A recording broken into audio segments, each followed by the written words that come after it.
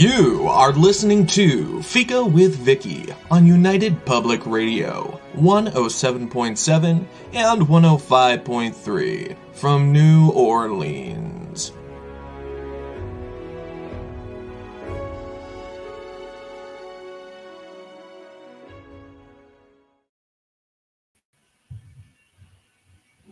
Hello, everyone, and welcome to Fika. Today, we're welcoming back author Robin Herne. Robin's a Druid, storyteller, poet, lecturer, and for some of us, most importantly of all, a dog owner.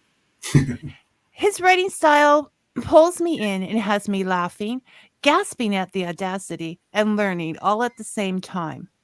On Robin's last visit, we focused on his works, The Magic of Wolves, and Bard's Song. This week, we'll be looking at Pantheon, the Egyptians, and A Dangerous Place, a crime anthology.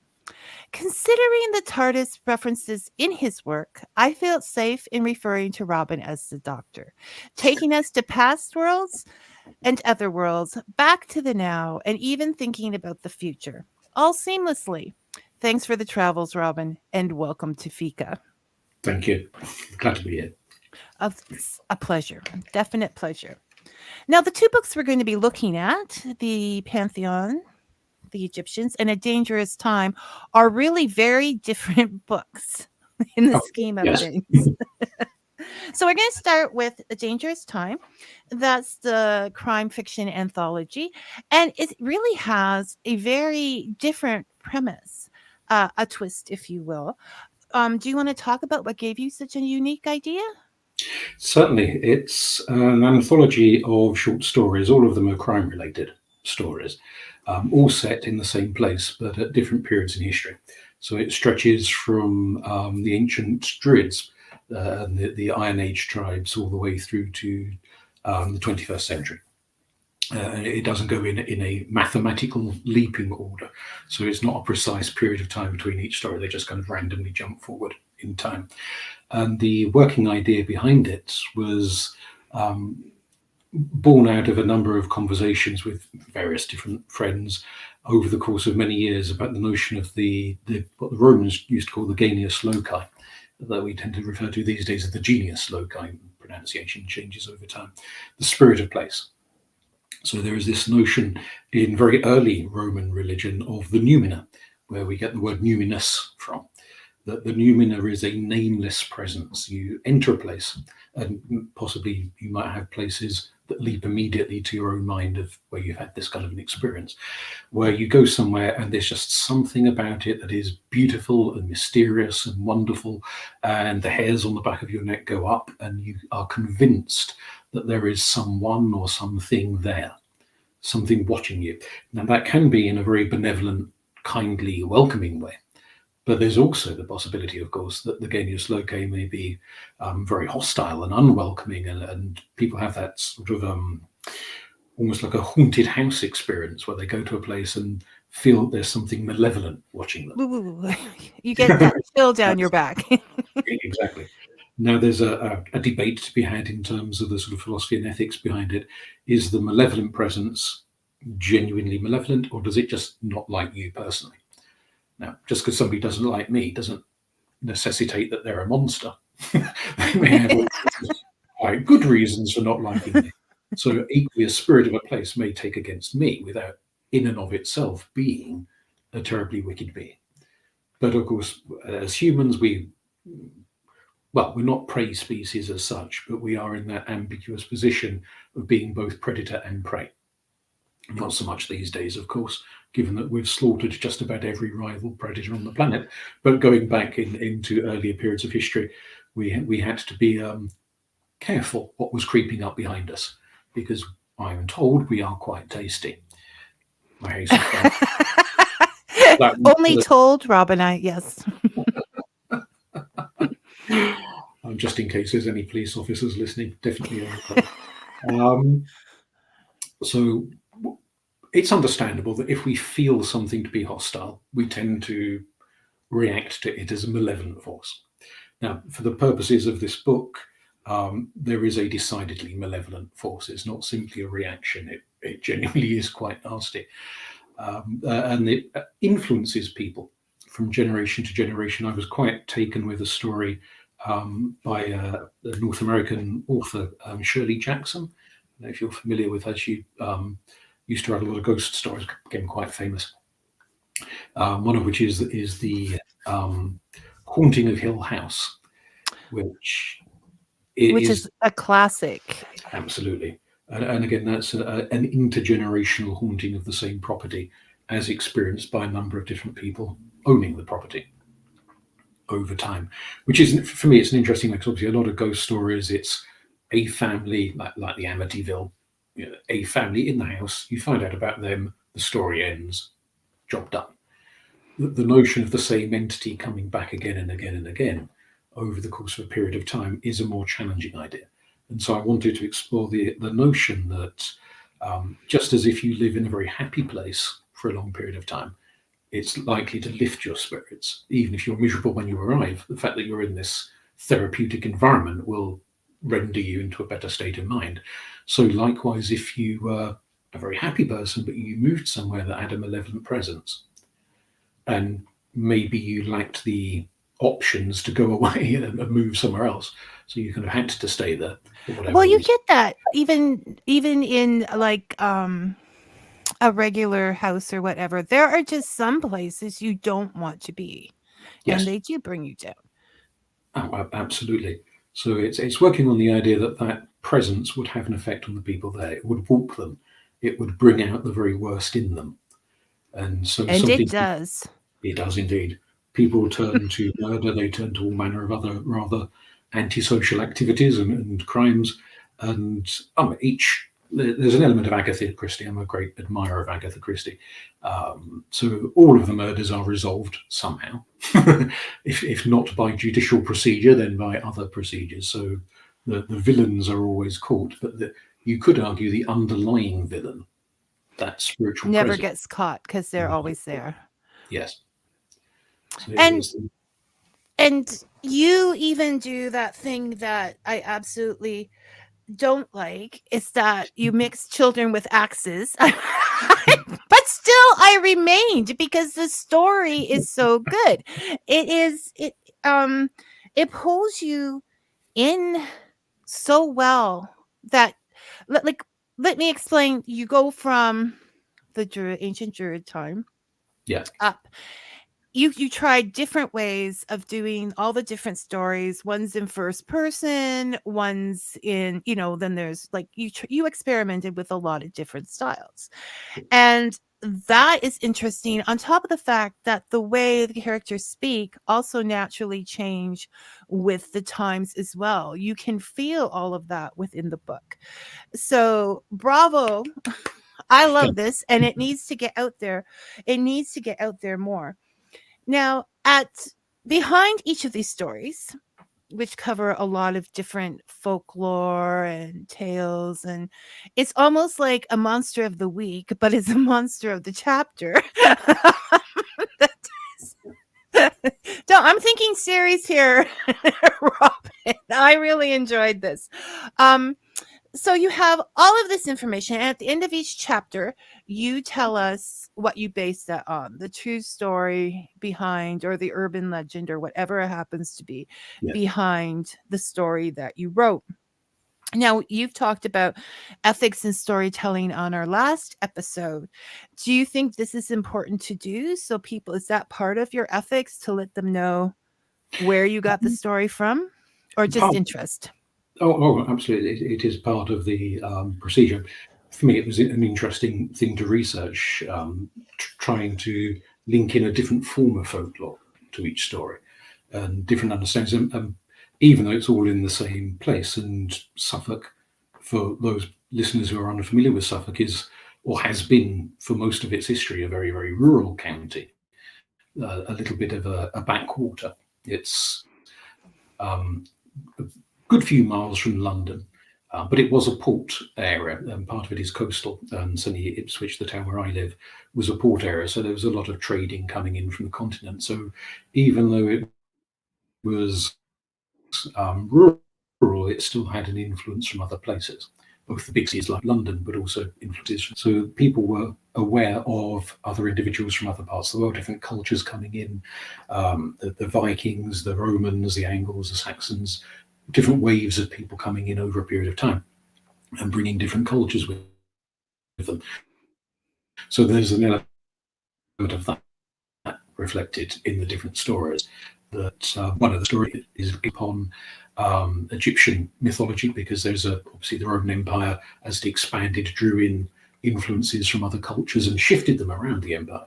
So where St. Paul's Cathedral is now in London, there was once a temple to the goddess Isis. So it kind of gives you a flavour of how multicultural things have been at different points in time. Never quite to the level of multiculturalism that we have in the 21st century, obviously, because the numbers of people were significantly smaller. But most people don't think of people moving around during those times as much, but they did. They got around. Oh, absolutely. So I've tried to bring elements of that in. There's a story involving Jewish folklore and the golem and the clash with Catholic views of the Jewish community, and all sorts of different understandings and ideas and folk traditions coming in. And I thought it would be interesting for readers to understand some of the mechanics, because obviously a reader might be quite familiar with one type of culture but totally unfamiliar with another. And part of understanding the story and getting what was going on involves understanding some of the culture, the traditions, why people do what they do, why they believe what they believe, and how beliefs lead to actions, sometimes very good actions, sometimes very immoral actions. So the kind of section at the end of each story giving the backdrop to either the folk tales or to the historical detail, like the story of Mother Lakeland, who was a real woman who was tried and executed for witchcraft. So giving her a backstory, I thought it was quite useful for people to know not only the fictionalized version, but also the actual historical details. And that might inspire, for those who are unfamiliar, might inspire them to go and dig deeper. And find out more. No doubt the notes were as interesting. Not that your stories the notes were equally interesting. And I think it reflects on, we can look at that and see how a lot of those things are happening even today. Like when you see the process and bringing the human element of the story, which you do very well. We're going to bring that up in Egyptians. But I just think it can make you think about how those things are happening even now under different names, different processes, but humans be humans. Absolutely.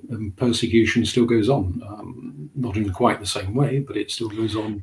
Yeah, and they can't get away with as much in certain areas, but it's still there, right?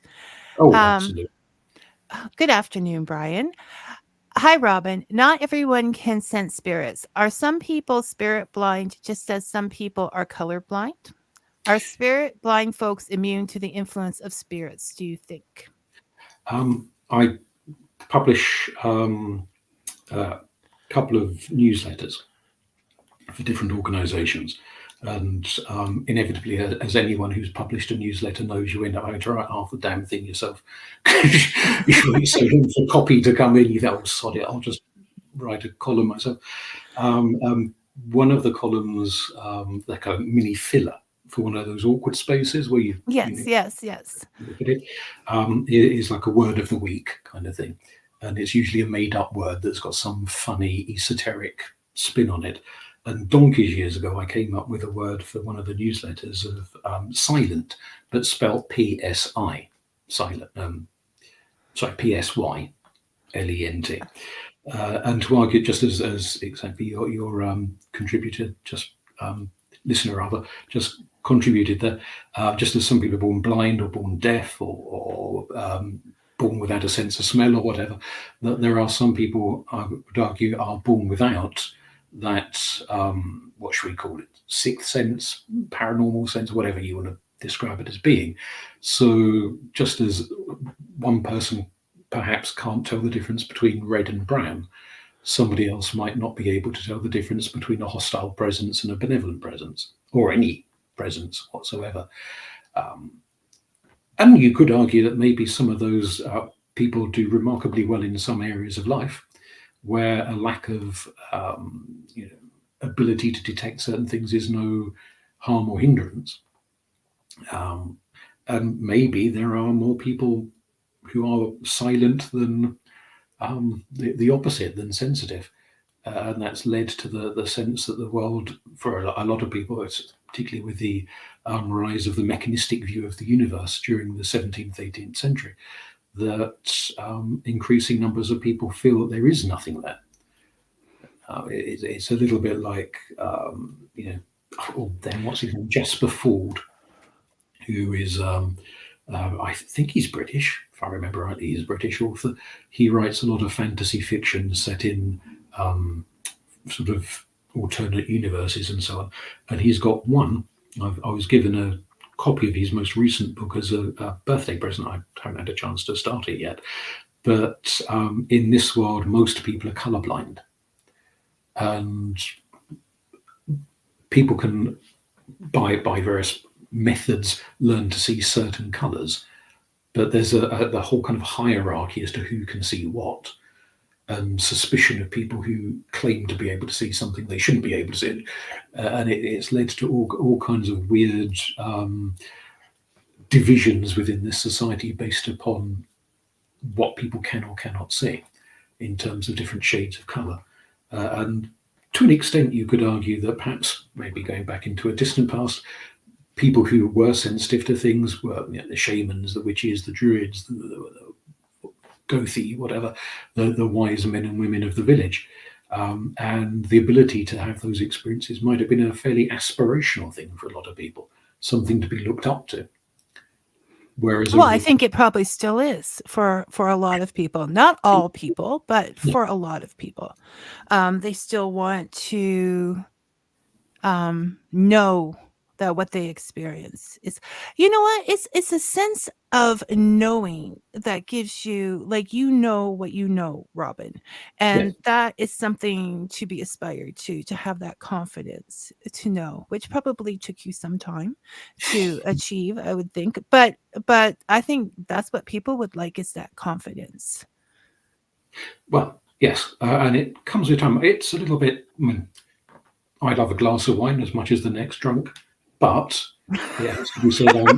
See, I don't laugh at some of his insights, but this is why I love his writing. It's just like it comes along and then there it is. Okay, go ahead, Robin. I'd love to pretend to be a wine connoisseur. I'm just a lush. I can't tell the difference between a Shiraz and a Chardonnay. I just like to drink them. Obviously, there are some people who can take a sip and tell you which year, which grape vineyard, and which wine producing house created it and everything else. Is their tongue somehow mutated and different from my tongue? No, they've just learned to train, whereas I haven't. I've just learned to chuck it back and fall over. They've learned to develop sensitivity of palate, which I suppose if I were that keen, I could go along to some wine tasting course and learn how to do it as well. But you spent your time developing other sensitivities. Indeed, let's go with that. There we go. Okay, so you're talking now, and there's all this information in your books, and I need to know how you keep it all straight. Like, do you have a million journals where you've written this down? Do you just have this immense memory? Is it that you've worked with it so much it's just a second part of your being? Or how does Robin keep track of all this? It sinks in fairly quickly. There's lots of things I forget, and it takes me a while to track stuff down. I could pretend to be a bit like if you've ever seen the relatively recent version of Sherlock with Benedict Cumberbatch, where he claims to have a mind palace. I've got a mind attic. It's just full of crap everywhere, and cobwebs. And it takes a while to rake through the boxes and find what I'm looking for, but it's in there somewhere. So I tend to be fairly good at retaining most information. But it is, I don't have mountains of notebooks or anything like that, unfortunately. I do try notebooking with plots, and then I usually lose the notebooks and have to start all over again from memory. So I may be able to remember the ideas even if I can't remember where I left the notebook or the pen. Yeah, so once again, you're choosing to focus on other things than pens and where the notebook is. And have you ever considered going on a trivia game? I'd be hopeless if sport or pop music came up. My Yeah, musical taste ended in about 1935, so I don't keep abreast of much modern music. And uh, sport uh, in one brain cell and out the other. so it has to be a trivia game with specific topics, and then you'll do just fine. Okay. Um. Now, is it okay if we talk about the idea that you might be working in another crime fiction Yep, sure. Yep. that you would like to? Okay, so I'm very excited to announce that Robin says he would really like to write another crime novel. Indeed. I've got one I've been working on, well, off and on for some years, whilst also writing other books. So it's kind of dragging out a bit in terms of actual completion. But it does involve one of the characters that was introduced in the anthology, who I quite liked writing. I've had to revise some of the things that I said about the character in the short story for long fiction form to make it a bit more manageable. But it is about 95% the same as the character in the short story, which is a figure based on a real life person called Old Winter, who is the cunning, or was back in the 1700s, the cunning man of Ipswich. Now, there's a few references to him in books from the 18th century, 19th century, talking about various supposed things that he did to find people who'd stolen firewood or stolen bundles of wool and got up to no good, or cursed somebody's cattle and all that kind of thing. So little anecdotal bits. So I've pieced together a character for him. And it, as some of the notes say in the anthology, I work best when I'm writing fiction if I can visualize what somebody looks like. Right. So try and come up with a face, which could be just some random person I saw on a bus once. I think, oh, your face will do, and I just kind of acquire that. Or it could be a celebrity, or a friend, next door neighbour, somebody like that. In this particular case, there was a British actor who's been dead some years now, unfortunately, called Geoffrey Bayldon. If any of your listeners are fans of Wurzel Gummidge from the 1970s, he played the Crow Man in Wurzel Gummidge. He also appeared in a series called Catweasel as this time-travelling wizard. A very, very gaunt man, character actor. He was never what you'd call massively famous. He wasn't a kind of Hollywood A-lister. Yeah, no, but he. He was well known on British television. One of those character actors that you always see in different shows. Sadly, usually in relatively small parts rather than in leading roles, but in lots of different things. But he, in both the Catweasel one and the Wurzel Gummidge one, he plays these sort of wizard characters. And so he leapt immediately to mind for what would the Wizard of Ipswich, which Old Winter was referred to as the Wizard of Ipswich, what would he look like? So that actor's image came to mind. In your so head. I visualize him when I'm writing. And so this is an expanded version. I'm hoping if this proves reasonably popular, that it might lead to a second, a third, a fourth. A series. Indeed. Book series. Well, I'm looking at, because I quite liked Mr. Winter and his story in the anthology. I thought I will be happy to hear more about him. And I will encourage other people to be happy as well to hear more about Mr. Winter, because I like him. So thank you for sharing that with us, and I'm happy to know that. So we'll move on to we'll come back. We're all over the place, just like your stories. But we'll move on to the Egyptians now. And we have a question right off the bat. I knew he was going to ask something like this, but Dave, who is supposed to be paying attention to my bread in the oven, would like to know what would ancient Druids think of an event like the eclipse? I know you're not an ancient Druid. Okay. Well, I thought you wanted to know the Egyptians thought about. Okay, event like the eclipse on the 8th, along with the planets aligning in a comet all at the same time. How would they react to something like that? Well, we know the Druids used to study. There's references to them studying the stars as well as studying patterns of clouds and bird flights and things like that. So looking upwards for revelation from the gods. We don't know precisely what they believed about astrology, even though there's a few books around on Celtic astrology, but they're all kind of modern day interpolation rather than reliable ancient data. I suspect they would have looked to either some major, for them, upheaval event, a great battle or something of that sort, or quite possibly a birth, a significant birth, that maybe some future chieftain, some great leader or archdruid or whatever they might be, would be born at the time of the planetary conjunctions and So, passing and so on. so it'd be like get out the prophecies and let's see which one fits, right? And how do you think the ancient Egyptians would react? Probably the same type of way, or much the same. They'd be looking for some seriously significant event to start happening in the world. I mean, there's been lots of interesting astronomical events where nothing obvious has happened in the world. But that's because we kind of have too much of a Hollywood expectation of grandiose cataclysms. I was thinking that today. I was thinking this morning, there is like, even with this happening, there are a lot of speculations of what it means and how it relates to prophecies of various different religions and spiritualities. And I thought, I personally wouldn't want to go out there saying that because people have been proven wrong so many times.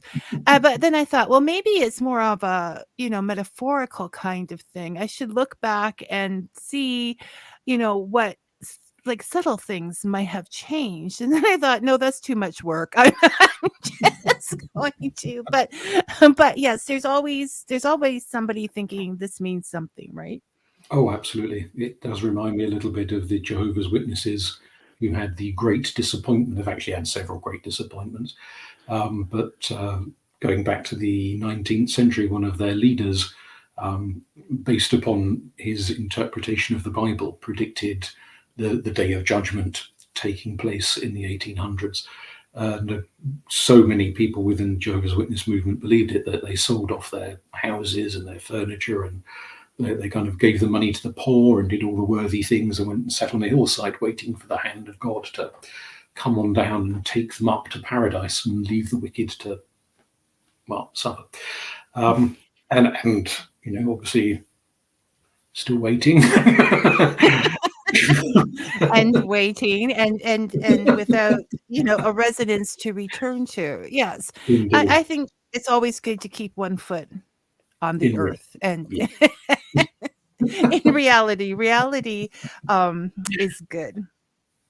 So there we go, talking about personal experiences in the Pantheon, the Egyptians. You talk about the UPG, or unsubstantiated personal gnosis, which is like, the actual facts of the religion or the faith. And then there is the personal experiences. Now, I like in your book how both are laid out, because I get to see what they did and how people have related that to modern times. Do you think one is more important than the other, or a basic balance is important? For me, the verifiable historical details have to come first. Right. That can quite often back up the UPG. And I have known cases where several people, independently of each other, have had a similar flash of insight. And then something archaeological has come to light, which then backs up that shared flash of insight into a particular idea, concept, practice, whatever. So, in a sense, potentially two sides of the same coin. Of course, the danger or risk, or whatever you want to call it, is that it can be difficult to tell the difference between wishful thinking and personal gnosis. When is my desire for something to be true so strong that I kid myself into thinking I've had a visionary flash from the great beyond, when in fact I'm just daydreaming and wishing a thing to be true? So again, a little bit like that wine taster's palate. I think that's something you learn by trial and error and making a few silly mistakes and eventually learning to sense the difference between desperate fantasy and a genuine spiritual vision, a visionary flash of understanding. To be honest to oneself is difficult sometimes, but we have to do that, right? That's part of the process. Yes. And as well in today's day and age, I think it's important to know the facts for yourself, to research these things behind these beliefs because of marketing. Okay. I mean, I hate to be the cynic, but people like to use anything to sell things, right? So they'll tell you this means that, and this means that. And there's all kinds of, we can't even keep straight the details of what is happening on Earth now in everyday lives and politics. You know, it is good to have something that we can go back and historically hold on to. Absolutely, right? Yes. It grounds us. Where there is a room for debate is when we apply things to modern practice, knowing what people did 3,000 years ago, and knowing with solidity what they did 3,000 years ago does not necessitate us having to replicate it now.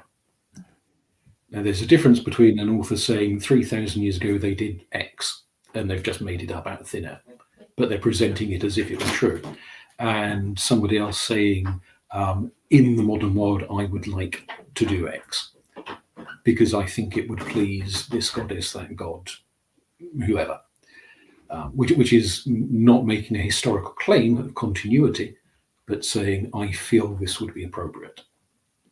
Now, that's... Yeah, no, because we're all different people with different experiences, different needs. And so we're going to use our experiences to see whatever that entity, deity, whatever means to us.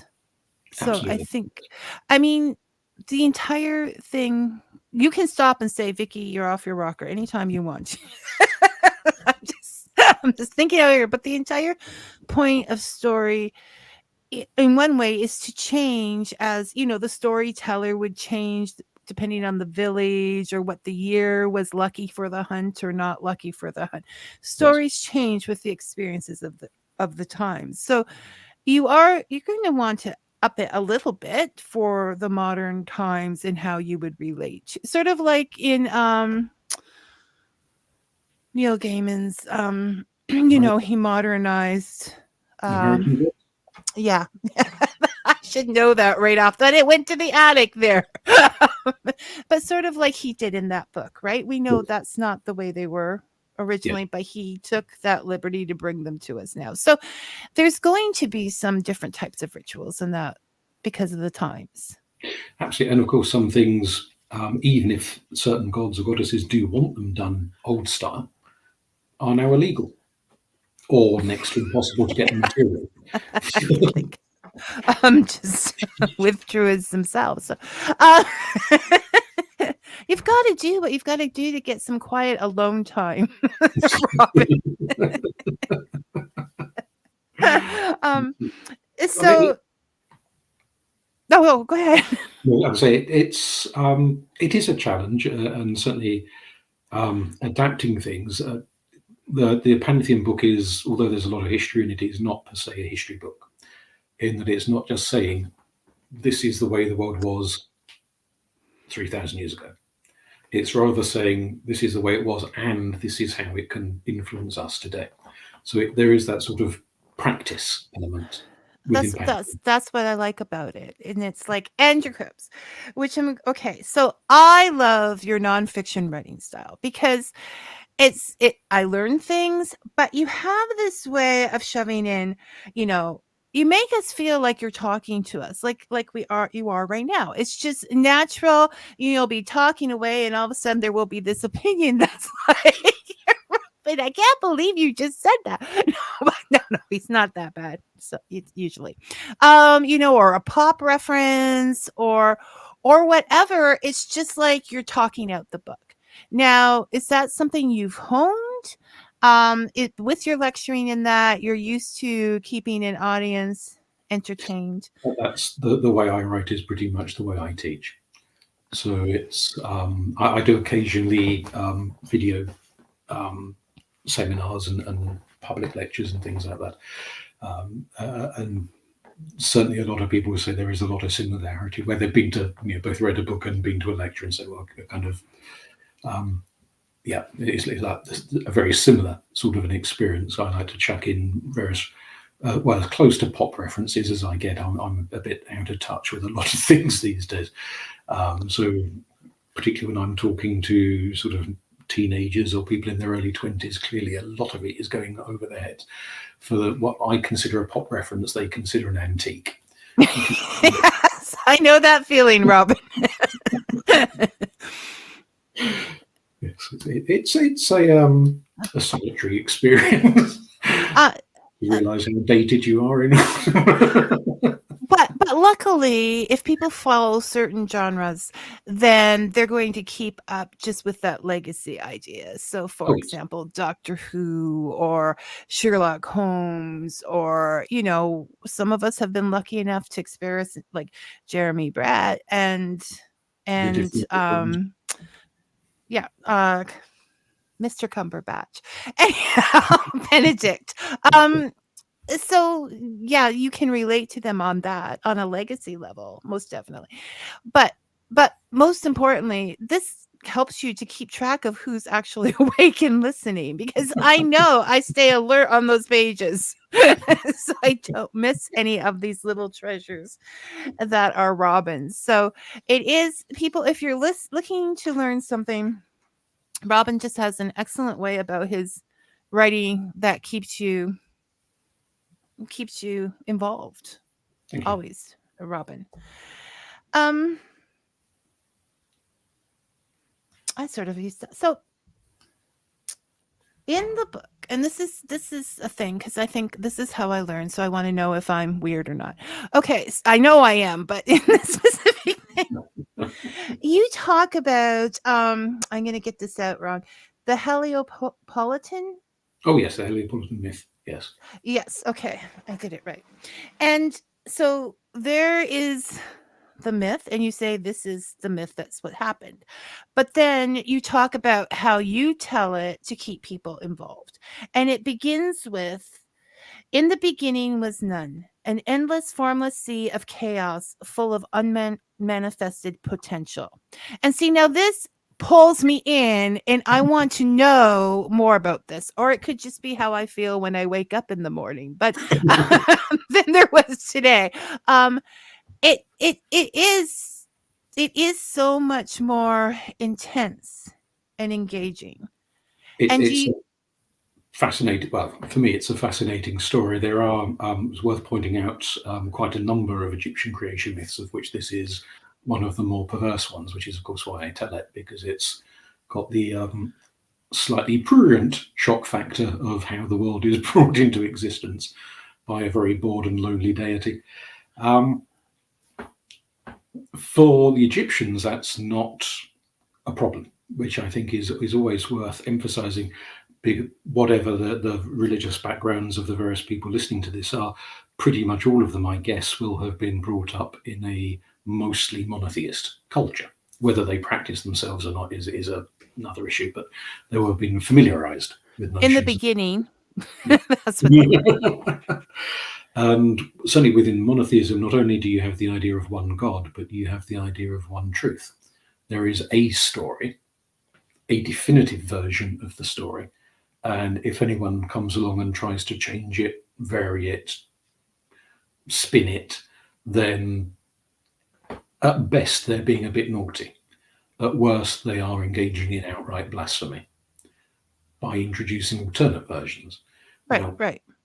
For the Egyptian culture, and if we get the time, we could get sidetracked into discussions of quite what theology predominated in ancient Egypt, because there are different takes according to who's writing an account of it. So as a polytheist, I view it as a polytheist culture. There are modern day Muslim historians, Egyptologists, who regard ancient Egypt as a monotheist culture, much like Islam. So we have a tendency to project our own ologies back onto a distant peoples who are no longer in a position to agree or disagree. But part of the nature of polytheism is that it is open to pluralism, multitudes of ideas. So there is not one single creation story. There are multiple creation stories. Did people in ancient Egypt bash the hell out of each other in arguments as to whose creation story was the best? I very much doubt it. I mean, they may have privately thought that tribe up the road, their story is a bit boring or something like that. But they weren't about to go and set light to one another in disputes. You talk about the neighbors at the dinner table. Well, you're going to talk about their creation story just the same. And I think in general, they were any of the cultures with multiple gods, goddesses, were more open to others. I mean, when you look at them, because they had many. So what's one more to the table? I think fundamentally, they regarded historically the stories as mainly metaphorical. Mm-hmm. The notion, for example, obviously in North America, as in the Middle East, biblical literalism or Quranic literalism in the Middle East is a very widespread phenomenon. And the notion that if the Bible says 7 days of creation, it was 7 days, not 6, not 8, 7. You can get into debates as to how long a day was. It was a day 24 hours or 24 but million you don't mess with the 7. Exactly. Were the ancient Egyptians literalists in that sense? I suspect not. I suspect they understood that there were half a dozen different creation myths because they're all different ways of poetically describing something that's actually way beyond most people's capacity to understand. So one of I don't go into this one very much in the book, but one of the other creation myths is about the universe hatching from a gargantuan goose egg, and the story of the great cackler, as it's referred to, this cosmic goose. Did people back then think there was a 1,000,000-foot tall goose laying an egg the size of a mountain and the universe emerging from it? Well, probably not. I suppose there might have been somebody somewhere who took it fairly literally, but I'd guess most people saw it as a metaphor. Yeah, no, which, yes, that as soon as people take it seriously, and then there's only one way, you run into problems. Yes. You should run away and I'll let them believe what they want to about their goose egg, right? And what it all started. But it does. So you say that they take it metaphorically because, and as an educator, I'm asking you, I think that for myself, I want to learn all the names of the trees and the things, but I'm never going to do it in a scientific way. But darn it, you give me you give me a sacred grove and all the trees, and I'm out there identifying them and learning the stories behind them and what they're supposed to. Do you think story is a way of getting people to be more enthusiastic about learning? Oh, absolutely. There's, I think he's still alive, a chap called Kieran Egan, who Irish-born but has lived much of his life in North America. He writes teacher training books on the nature of education. And one of his kind of big arguments in the various books he writes is that humans are quintessentially storytelling animals. Going back to ancient times, sitting around the campfire, telling each other a story about how the hunt went today, or when Granny was off in the woods gathering berries and what she saw and what went on. And everything becomes a story, and it's passed down generation to generation.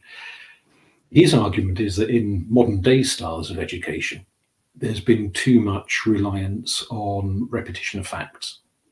Rote Yeah, rote learning, going back to the days of a Dickensian character called Gradgrind, who used to kind of beat information into the kids in the school, and they had to repeat everything he said, and it was all very kind of monotonous. That's been very, very common and widespread in the past. He says, instead of, let's say it's a history class, and you want to teach kids about the kings and queens and the pharaohs of Egypt, so we'll stick with the theme. You're trying to get them to that. You could put a big long list up on the wall. This pharaoh, this pharaoh, this pharaoh, here are the dates. And you just get the kids to memorize them. And they shout loud at them. Eventually they will. Have they learned anything? Well, they've learned a load of names, but they don't necessarily have any meaning or context to those names. They're just parroting words. His argument is, if you tell them the story, this is what this king did, that happened, this king was murdered, that king ran off and got killed in a battle, and you bring it to life. You make a kind of a drama, a soap opera. Mm-hmm. You make myth out of it. And just as there are, and I know people who claim to have no memory for anything, but they can tell you the plot of their favourite soap opera going back for the last 1,000 episodes of who shot who and who murdered who and all of that rubbish. They have a phenomenal memory for story, if the story grabs them. If maths, English, geography, chemistry were presented in a way that grabbed them, they'd have a phenomenal memory for that as well. Trouble is, it's not presented in a way, or at least not when they were young, that grabbed them. So they're at a bit of an educational disadvantage on that one. Now, he makes an argument which I 99% agree with, that almost every subject can be turned into a story. There are certain subjects where I'm not sure how, to be honest, and things like maths, having taught maths in the past. I can see some elements, but I struggle to think. Yeah, they're get that as a story, but yeah, that's a small point. So it's best just to ignore them. I'm not telling people to ignore math. But it just slipped out. The pyramids got built, but it's bringing out the human drama and fundamentally mythology, whether it's about kings or gods or dragons or whatever it is. There's always a human drama to it, even if the beings in the story aren't actually human that beings. You can relate to if having a similar, like in a metaphorical way. Okay, Robin, I was wondering where you were. Robin is very busy at work right now, but has time to write this message, but I'm all ears. Robin, have you ever come across in your research anything about the Tartarian race? As in the Tartars of the Russian steppes, or is probably I thought he means by you somewhere. Robin, we're on hold until you get back to us. Drop the work and give us more information on the question. So yes, no, I think story is, I mean, in one way we're in a renaissance of stories. We can stream anything we want to at any time. Every book we can either, download it from the library in seconds or whatever. But on the other hand, personal stories seem to be getting shoved to the side a little bit. Do you think? Oh, undoubtedly, yes. We're not terribly. This is a problem I've had myself. Donkeys years ago, I was invited to attend a ritual, part of which was people were requested to share a personal story from their own life, an autobiographical story. And I can reel off several hundred myths and legends at the drop of a hat, but it was a real struggle, painful like pulling teeth, to try and get anything that had happened to me that I thought was remotely interesting enough to turn into a story. So that's me in therapy for the next 20 years. It's a challenge to understand ourselves as stories. And it's a fundamental point within narrative psychology, that we not only, as Kieran Egan says, learn chemistry and history and geography and what have you through storytelling, but we learn ourselves through storytelling. You stood next to somebody at the bus stop or a train station, you share an anecdote. All this happened when I went shopping last week. I mean, it's not your whole life history, it's a 30-second anecdote, but it's a story. If, that is to say, you will share it if you think the other person is interested. Or you're so bloody minded you don't care if the other person is interested. Your lacking of self-awareness allows you to be open at all times. But do you think that kind of has something to do with it? Some people, whether sensitive or whatever, do not feel that they are interesting. Yes. Enough. Or that they're bragging or they're taking up people's time. That's perhaps quite a sort of a British thing, the discouragement of boasting and bragging, which without wanting to cast aspersions upon other cultures, there are other parts of the world where it's almost de rigueur that you kind of put yourself forward and you use. Well, and if you don't, you're considered weak. Well, exactly. Like, so I live on the border between Canada and so no, but it gets things done. On the other hand, they get things done. Absolutely. People who can go out there and say, this is my need, this is know themselves and their own story enough that this is important, get things done. Absolutely. And they're not always conveniently around for quieter folks to use. I've been known to whisper in the ear and say, I need this. So that is the thing. So yes, get out there and tell more stories, I think. Indeed. And perhaps encouraging kids from a young age to, I mean, there is a fine line between having a kid who is so forthright that they bore everyone to death by going on and on and on about themselves, and having a kid who is at least confident enough to put themselves forward. And part of that confidence is feeling that there is an audience willing to listen. That they are important enough for that story. It's a fine line with anything when it comes to kids. Like you want them to be confident, but you don't want them to, I feel sorry for the parents of any world leaders. Okay. Raising them. That's sitting narcissism in the world. Yes, exactly. Okay. Now we're going to get David. Why did you bring this up? We only have 7 minutes left. Mr. Bennison would like to know, what does Robin think of the Egyptian culture being influenced by an alien contact? It's become the subject of so many stories and film, but I always honestly think is a bit far-fetched in my opinion. Your opinion is usually much stronger than that, David. But as already mentioned, as a fan of classic Doctor Who growing up, I'm not particularly interested in the modern version. I must have gone off it a bit, but the old school style of Doctor Who, I'm still an enormous fan of.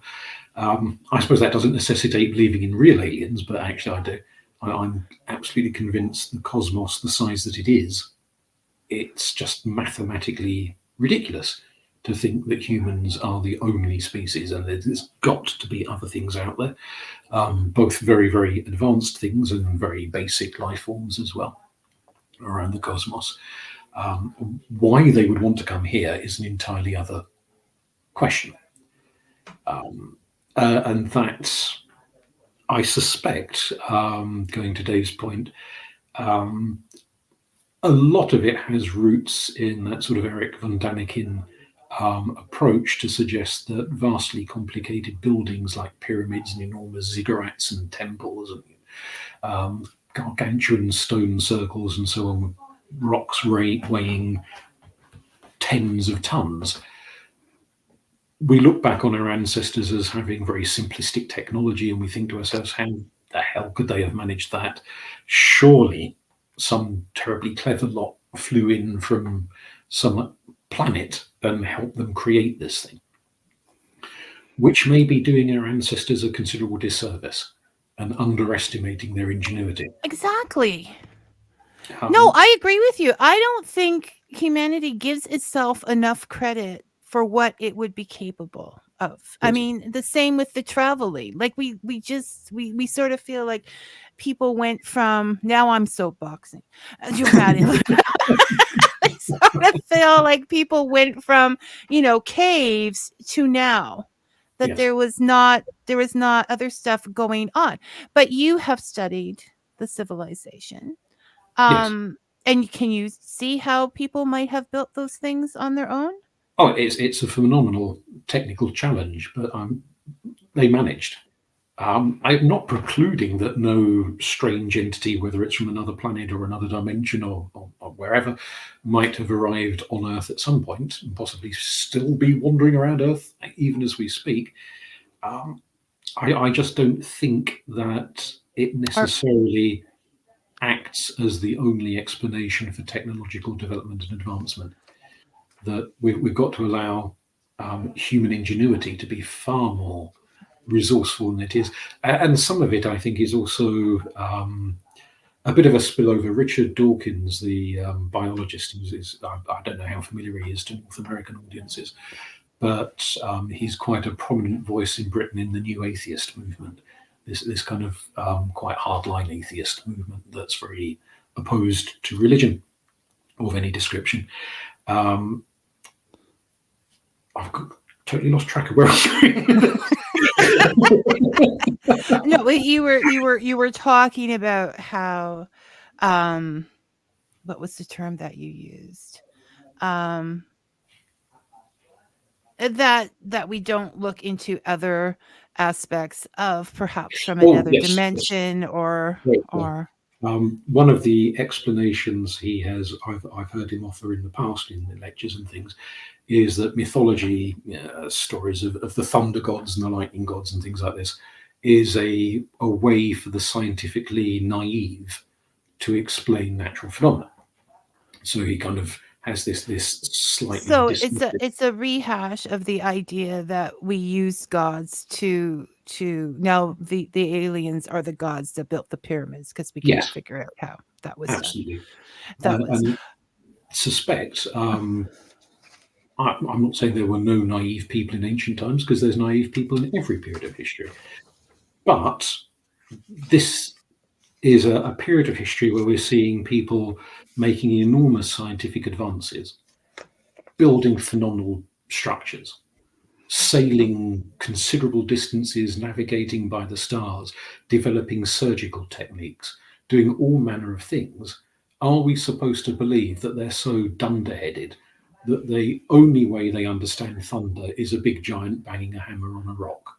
Right. When they're capable of all these other things. So it was, and we still have like Thor and things like that today, and we're enjoying them in their present. Is someone going to like look at this slice of history and say, oh, they all worshipped, the Marvel universe or whatever? I mean, some people do, but it is the thing. Okay, Robin, we're running out of time again. I need you to tell us about your books, where we can get them, about your blog, because it has more stories and you can hear more about Robin. In the meantime, Robin Sims, if you're out there, we're still waiting to hear about whether you want what Territarian race you're talking about. Okay. Otherwise, we're going to have to take that. So, Robin, tell us about your books. Certainly, I've got Pantheon, A Dangerous Place. There's Old Gods, New Druids, which looks at the development of Druidry from a polytheist angle. There's a couple of poetry, both my own one, the Bard Song, which we looked at last time, and Moon. I have a hard copy now. So look at that pretty cover. Okay, this is like it's just, it has everything. It has how to write poems, why you should write poems, fun poems that Robin has created. It's the whole deal. Thank you. So there's a fair few out there, and I've contributed to quite a few anthologies. In terms of the blog is called Round the Herne, which is a joke based around an old 1960s radio program called Round the Horn.